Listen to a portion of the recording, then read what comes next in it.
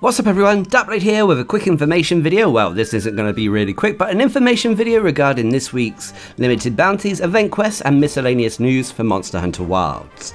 This is for the week starting the 11th of February 2026, so let's jump into this. Now first of all, in regards to miscellaneous news, well, there's a lot. Basically, Capcom have released the final title update trailer, a presentation basically, showing us all that is going to be coming with the final title update on the 18th of February 2026. So we'll quickly use this as an opportunity to recap what was shown off if you haven't already seen the show. Although if you want to see the show, I'll leave a link down in the description below, although it's going to be a little bit longer than this quick video here. Anyway, what was shown off? Well, the highlight was introducing Arch-Tempered Darcblade, who is going to be a 10-star monster. Obviously, you're going to be needing to be Hunter rank 100 plus to participate in this hunt. It's going to be a souped up Darcblade basically. It comes with its own unique armor that looks awesome. Also on March 19th, we will be getting a free challenge quest featuring Arch-Tempered Darcblade, which I assume is going to be rewarding us with various pendants. Now, speaking of 10-star monsters, which some of you may wince at, as 10-star is going to be a slog, which I'm a little bit worried about if I'm honest, but I guess this is the final title update. They need to give us something that is incredibly challenging, shall we say. Basically, they've added 10-star versions of all the existing Arch-Tempered monsters. So basically, all Arch-Tempered monsters will have a 10-star version available. Now, for completing these 10-star quests, you're rewarded with Time 1 charms, which are basically random talisman materials that can be turned into the highest rarity talismans, apparently. So that is the main reason to take them on, although the challenge as well, for some of you. I also read somewhere that the 10-star Arch-Tempered monsters will be dropping materials that can be used in the Gogma Artian weapon system, but how this works we'll have to wait and see.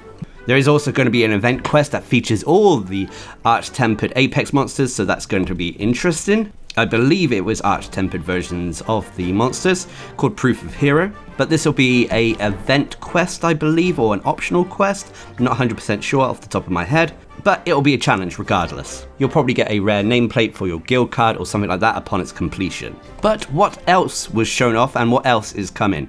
Well, basically, we're going to be getting an event quest featuring the winning designs of the weapon and pendant competitions. So we got the glass shattering greatsword, as well as the pendant featuring the canteen palicos. The event quest is going to be called Every Hunter's Dream, which is a throwback to the other weapon design competition event quests featured in the previous Monster Hunter games.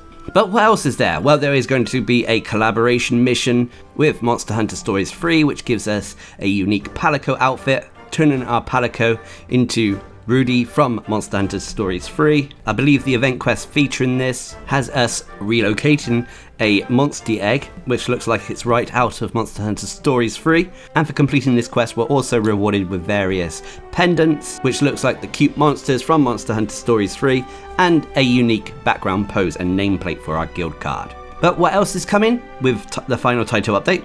Well, there is going to be an extra side mission where we help out Nadia, and in regards to doing that, we're rewarded with her armor set, which is a quite cool armor set in all honesty.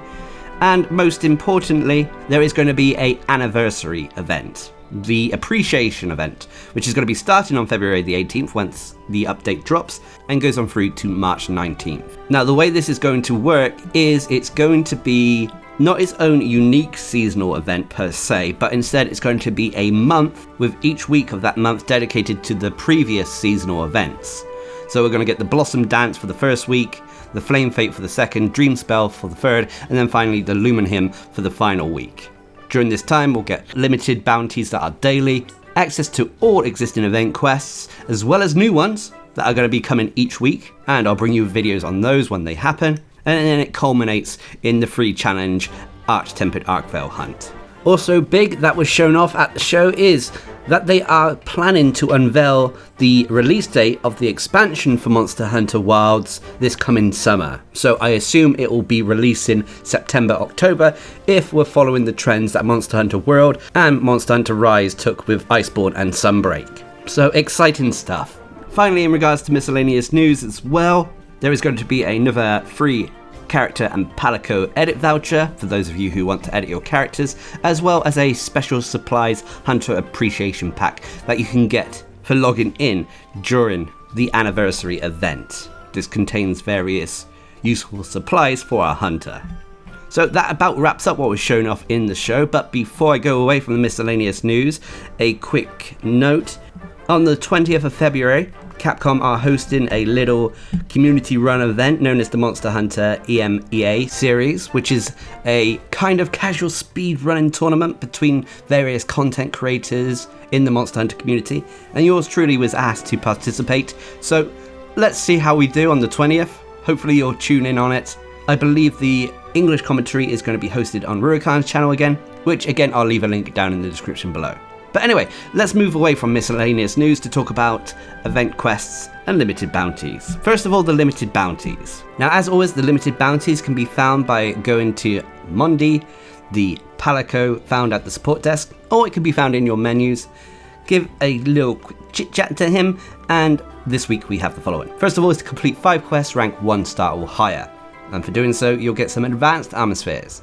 Next up is to complete 3 quests in the ruins of Wyveria. These can be done at any rank, and for doing so you'll get a silver Meldon ticket and some hard armor spheres. Next up is to hunt 5 large high rank cephalopod monsters, which are basically your octopus monsters, and for doing so you'll get a silver relic ticket and heavy armor sphere. Next up is to hunt 3 tempered monsters ranked 6 star or higher, so not the highest tempered or hardest tempered monsters out there. Hunt 3 of them and you'll get some Orichalcite, heavy armor sphere, and pick a meal voucher. And then finally is to hunt 3 tempered Gormagalas ranked 9 star or higher. And for doing so you'll get a silver talisman ticket that can be turned into random talismans. Interesting that they only require us to hunt 3 tempered 9 star Gormagalas instead of 5 like we've had in the previous weeks when it comes to hunting specific monsters. Anyway, you also have your Arena Limited Bounties, Fishing Limited Bounties, and Endemic Life Limited Bounties to participate in if you want to get some extra rewards. Now, when it comes to event quests, normally event quests go in rotation, as in they rotate and change every week, but there are a fair few permanent ones now, and in the future, especially after the whole Appreciation Festival, I believe the vast majority of event quests will be permanently available. So the usefulness of these weekly videos may dry up when that occurs. However, the event quests we have this week, obviously not addressing the permanent ones, which include all the Arch-Tempered event quests, all the event quests that give Artium parts, all the event quests that give armor spheres, and all the event quests that give various special ores. We're not going to talk about them, only the ones that are in rotation. Which, to be honest, there's only one of them this week, Congalala Cravings, a 4-star high rank quest that requires hunters to be hunter rank 9 or above and has players taking on a Congalala in the Scarlet Forest. And for completing this quest, you're rewarded with quite a few ingredients for your barbecue grills, especially draw shrooms. But obviously this week is slow because we have the Appreciation Fest coming up next week, which does bring with it a bunch of new event quests over the course of the festival, so there's still lots to look forward to. Finally, before I go, there is still the various arena quests that you can take part in that are tied to the Japanese Monster Hunter Wilds Championship 2026 if you want to test your mettle, but you don't really get anything tangible for completing them. But there we have it, that is about all for this week. Obviously big in terms of news as we have the title update coming, the final title update, but in regards to standard activities it's a little bit slow. However, I believe most people will probably be spending this time farming materials and getting prepared to take on Arch-Tempered Arkvale as well as the other 10-star Arch-Tempered monsters. But what are your thoughts? Please leave a comment down below, and until next time, I've been Darcblade, bringing you a quick information video regarding this week's random information for Monster Hunter Wilds, limited bounties and event quests. Hope you enjoyed the video, thanks for watching, subscribe and like for more.